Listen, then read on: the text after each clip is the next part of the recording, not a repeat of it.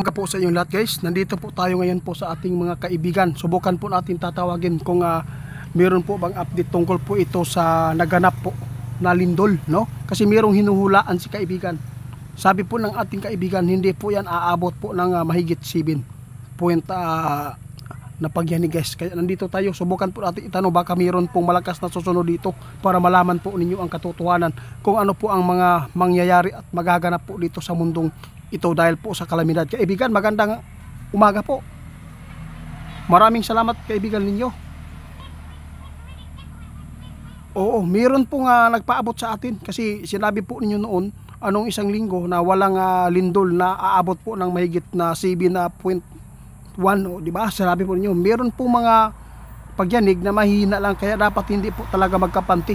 Karon po, ano po ang nakikita po ninyo ngayon sa mundong ito sa Pilipinas? Wala po bang malakas na lindol?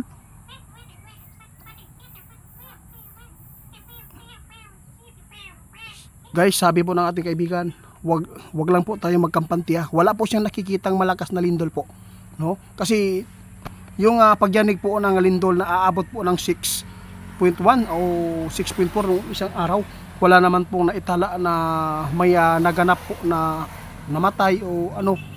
Kaya nandito tayo para po may update na naman po. Kaibigan, ano po ang mga babala po natin ngayon po sa naganap na lindol? Pero mahina naman po yun. Oo, hindi po malakas po dito sa amin guys, no? Wala kaming nararamdaman po kaibigan.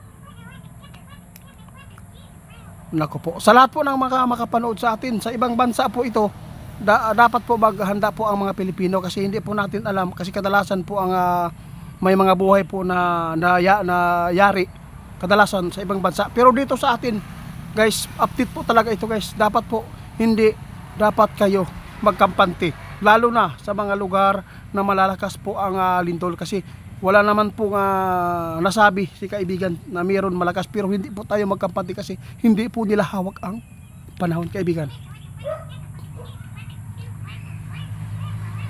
Manalangin po daw tayong lahat guys para po ay hindi po tayo mapapahamak, no kaibigan? Oo nga, sabi po ng ating kaibigan ngayon guys, wala man po siyang nakitang mayroon pong mangyayari po na mga buhay na mawawala po dito sa Pilipinas dahil sa lindol. Wala po siyang nakita, pero huwag tayo magkampanti sa kalsada dahil po ang kalsada guys, napakarami na pong mga aksidente kaibigan. Ano po ang mga payo po natin ngayon?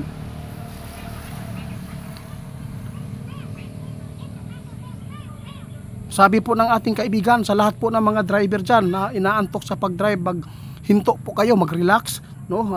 Pumikit muna ng mata para hindi po kayo sagasa o ano man dyan na mga aksidente sa kalsada kasi po mahirap po talaga, buhay po ang ating dala, no? Wala na pong replay, kaya dapat po talaga ang aksidente dapat po natin na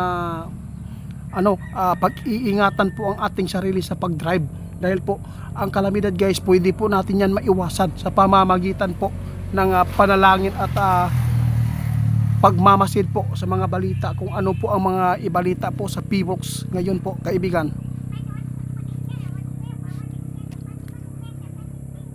Ito po ang nakikita ng ating kaibigan guys, no? Walang dapat po magkampante ngayon dahil po hindi naman po talaga hawak po nila ang panahon. Pero sa totoo lang guys, sinabi po ng ating kaibigan, ang kalikasan po talaga ay maniningil dahil po sa mga ginagawa po ng mga tao kaibigan. Maraming salamat kaibigan dahil po ay napakabuti po ninyo guys. Huwag kayong mag-alala po sa kalamidad dito sa Pilipinas. Walang buhay po na madadamage po dito dahil po sa lindol, no? Pero ayaw lang mo kumpiyansa katubito mga doon sa dagat kay kadalasan sa dagat kadalasan jud kusog kayo ang mga lindol. Kaya hanggang dito na lang muna kaibigan. Sige po guys, alis na po si kaibigan kasi meron po siyang pupuntahan dahil po tinitingnan po nila ngayon po ang panahon po dito sa ibang bansa, no? Dahil po ay ang Iran po ay hindi po talaga na nakipag-ayos sa US, kasi nakita po talaga ng ating kaibigan na may mangyayari pa rin na magaganap. Alam po natin guys, ang delikado po ito. Inulaan po ng ating kaibigan na pagtulungan po ang Amerika po dito, dahil po ang Amerika ay pinakamalakas din po na bansa, kaya isiguraduhin po talaga ng mga kalaban na mapataob nila ang Amerika ngayon, kaya dapat mag-ingat kayo.